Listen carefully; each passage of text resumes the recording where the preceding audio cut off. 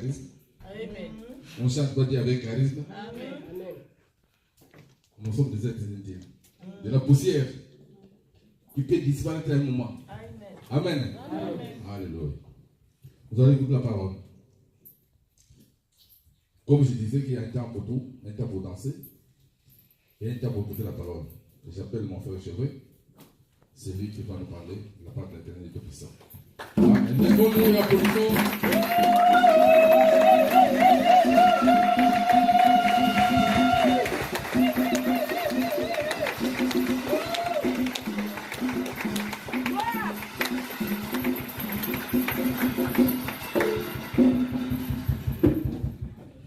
Que l'Éternel vous bénisse. Amen. Je bénis l'Éternel parce qu'il m'a renouvelé ce matin. Je bénis l'Éternel parce qu'il vous a renouvelé aussi. Je veux remercier le serviteur de Dieu qui a permis que je puisse partager cette parole aujourd'hui avec vous. Nous allons ouvrir nos livres. Notre texte d'aujourd'hui est très long. 2 Chroniques, chapitre 18. Nous allons lire 2 Chroniques, chapitre 18, du verset 1er jusqu'à la fin. Et on prendra le début de toujours 2 Chroniques à partir du chapitre 19. On commence par 2 Chroniques 18, du premier verset jusqu'à la fin. Donc tout le verset, tout le chapitre, on va le lire. Il est long, mais très nécessaire. Je commence la lecture si vous êtes prêts. Amen.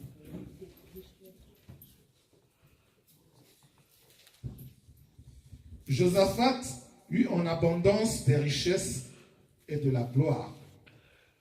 Et il s'allia par mariage avec Akab. Au bout de quelques années, il descendit auprès d'Akab à Samarie. Et Akab tua pour lui et pour le peuple qui était avec lui un grand nombre de brebis et de bœufs. Et il le sollicita de monter à Ramoth en Galade. Akab, roi d'Israël, dit à Josaphat, roi de Juda, veux-tu venir avec moi à Ramoth en Galade? Josaphat répondit, moi comme toi, et mon peuple comme ton peuple, nous irons l'attaquer avec toi. Puis Josaphat dit au roi, consulte maintenant, je te prie, la parole de l'Éternel. Le roi d'Israël assembla les prophètes au nombre de 400. Et il leur dit, irons-nous attaquer Ramoth en Galade ou dois-je y renoncer? Et Dieu la livrera entre les mains du roi. Mais Josaphat dit, n'y a-t-il ici aucun prophète de l'Éternel par qui nous puissions le consulter? Le roi répondit à Josaphat, il y a encore un homme par qui l'on pourrait consulter l'Éternel, mais je le hais, car il ne me prophétise rien de bon. Il ne prophétise jamais que du mal. C'est Michée, fils de Jimla. Et Josaphat dit que le roi ne parle pas ainsi. Alors le roi d'Israël appela un eunuque et dit, fais venir tout de suite Michée, fils de Jimla. Le roi d'Israël et Josaphat, roi de Juda, étaient assis chacun sur son trône revêtu de leurs habits royaux. Ils étaient assis à la place, à l'entrée de la porte de Samarie. Et tous les prophètes prophétisèrent devant eux. Sédécias, fils de Canana, s'était fait des cornes de fer, et il lui dit, ainsi parle l'Éternel, avec ces cornes tu frapperas les Syriens jusqu'à les détruire. Et tous les prophètes prophétisèrent de même en disant, monte à Ramoth en Galate, tu auras du succès, et l'Éternel te livrera entre les mains du roi. Le messager qui était parti, qui était allé appeler Michée, lui parla ainsi. Voici les prophètes, montez et vous aurez du succès. Ils seront livrés entre vos mains. Et le roi lui dit, combien de fois me faudra-t-il te faire jurer de ne pas dire que rien de bon? Il ne prophétise que le mal. Et Michée dit, écoutez donc la parole de l'Éternel. J'ai vu l'Éternel assis sur son trône, à gauche.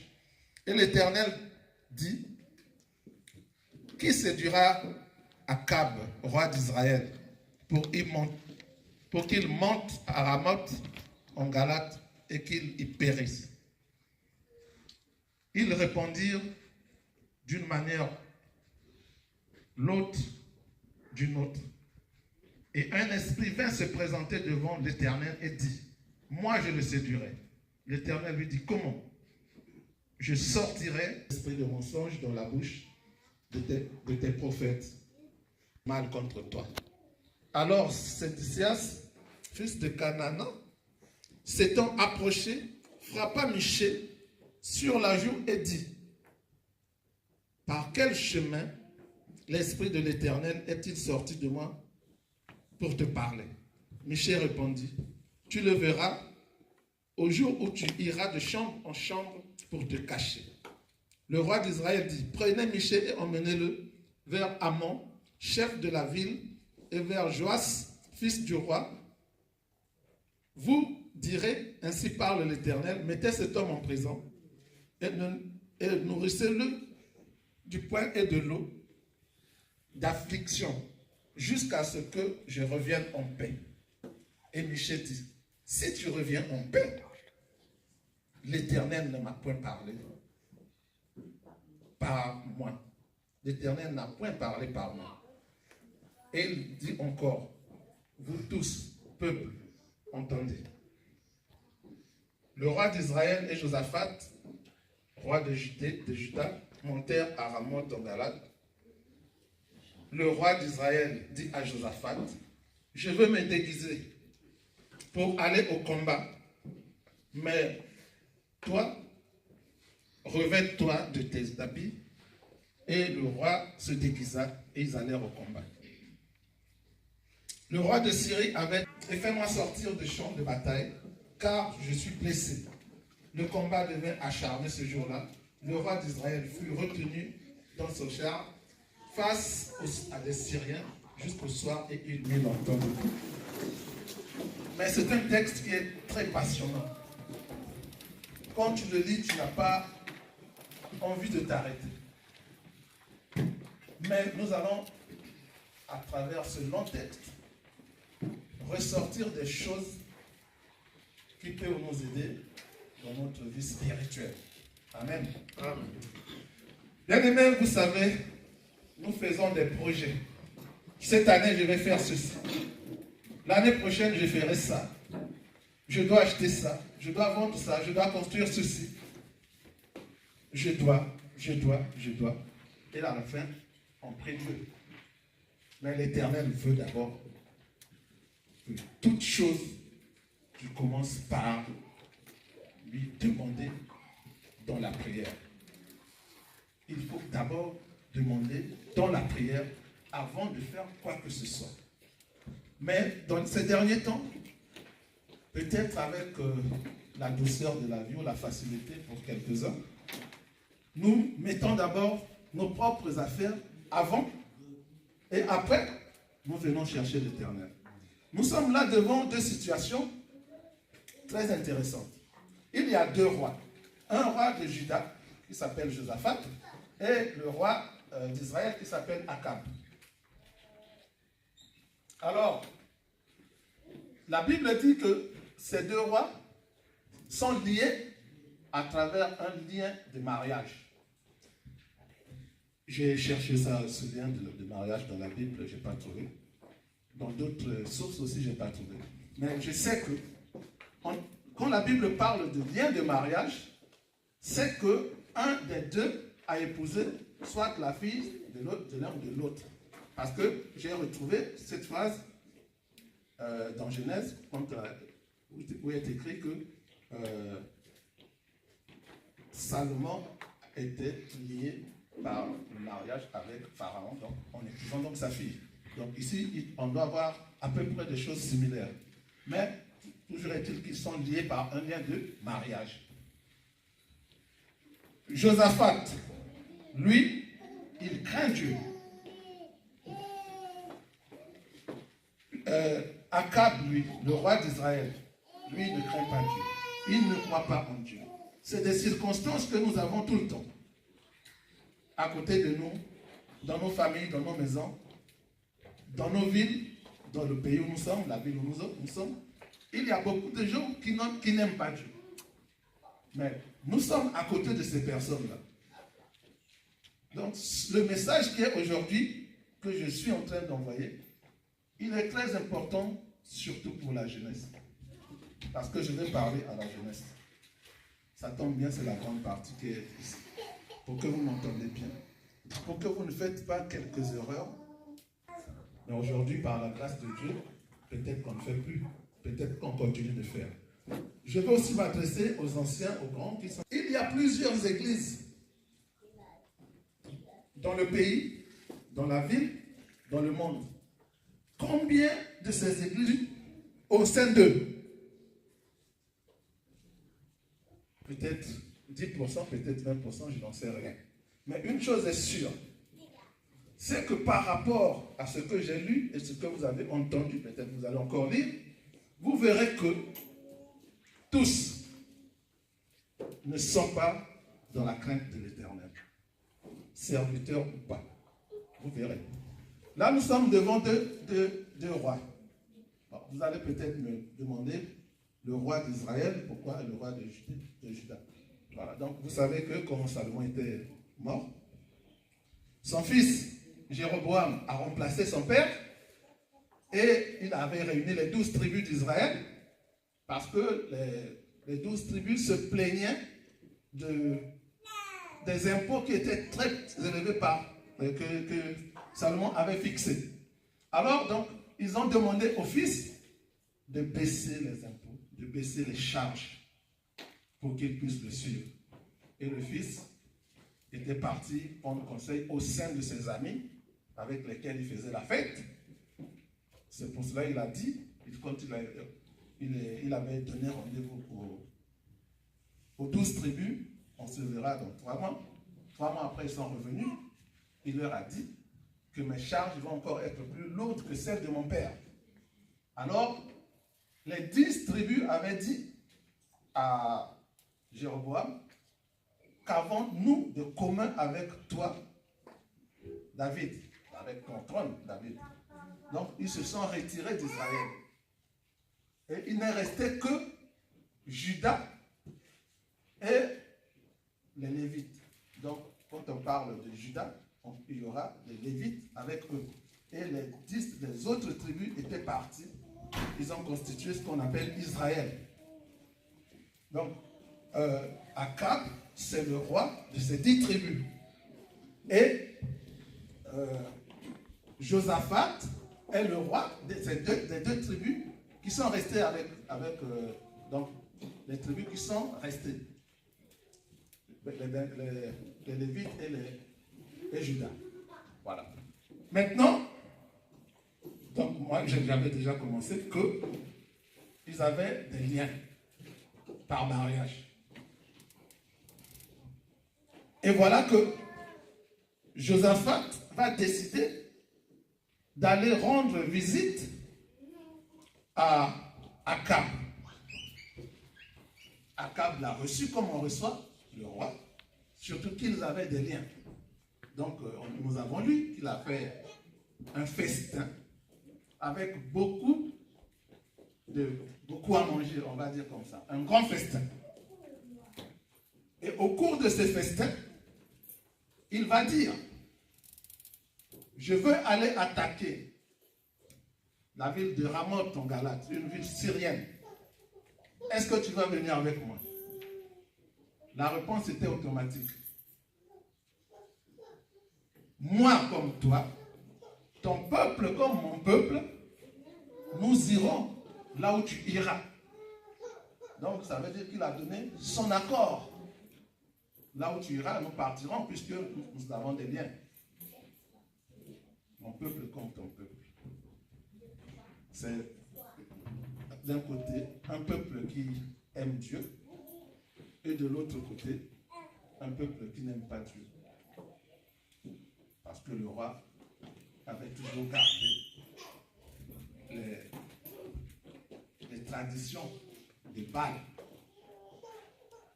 des prophètes des Baal, il l'avait toujours gardé. Mais Josaphat, eux, avaient enlevé. Il avait remplacé par les choses de Dieu. Mais il va avoir quand même une étrange alliance. C'est ce qui se passe. Est-ce que je voulais attirer l'attention de la jeunesse? Cette étrange alliance.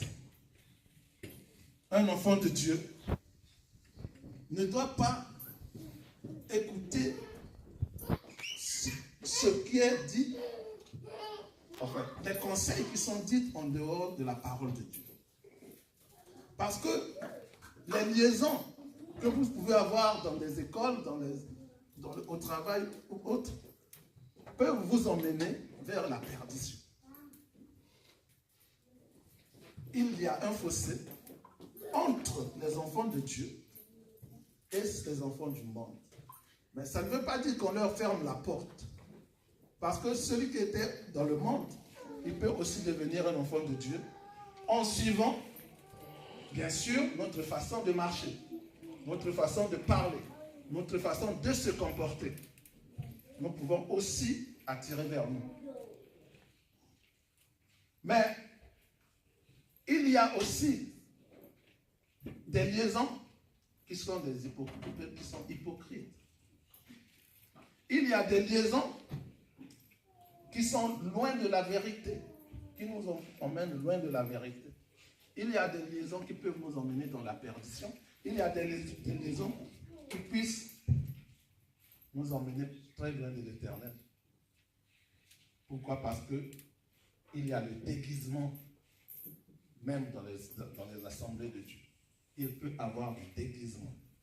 Le roi tout à l'heure a dit, il faut que je me déguise. Pour qu'on ne me reconnaisse pas que je suis roi. Dans la société, combien de gens se déguisent pour être plus intéressants auprès de nous? Dans les assemblées de Dieu, combien de gens se déguisent? Nous ne savons pas. Mais le Saint-Esprit peut nous l'apprendre. Avec beaucoup d'insistance. Alors donc, mais parmi cette discussion, même si Josaphat a donné déjà sa parole de roi, que ton peuple comme mon peuple, toi, moi ou toi, nous monterons à Galate, à Ramoth en Galate. Et puis nous allons prendre cette ville. Mais entre-temps, en tant quand même qu'enfant de Dieu, en tant que quelqu'un qui craint l'Éternel, il dit, est-ce que tu as consulté la parole de l'Éternel? Quand même là, on peut voir l'aspect de quelqu'un qui aime Dieu. On peut voir l'aspect de quelqu'un en qui la parole de l'Éternel n'est pas de n'importe quoi. Même s'il est dans le monde, il a imposé que quand même qu'il faut qu'on consulte l'Éternel. C'est pas ce que faisait Akab. Akab, lui, faisait ce qu'il voulait. Mais il avait quand même dans sa cour 400 prophètes. 400. Pas 4, pas 40, mais 400 prophètes dans sa cour. Et il dit, oui, on peut les consulter. Attendez, je vais les appeler. Faites venir les prophètes. Bon, moi, je veux monter à Ramoth en Galate.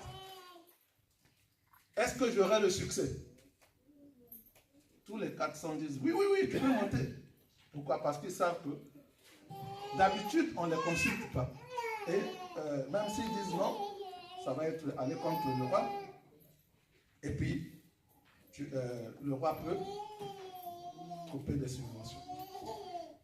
Parce que ces prophètes étaient nourris et apercevaient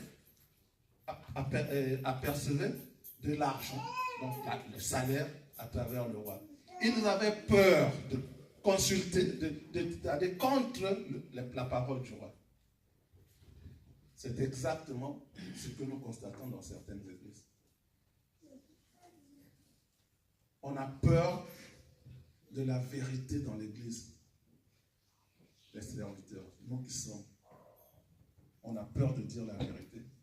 Peut-être de peur que les gens partent de l'église. Mais on va chercher à parler des choses que les gens veulent entendre.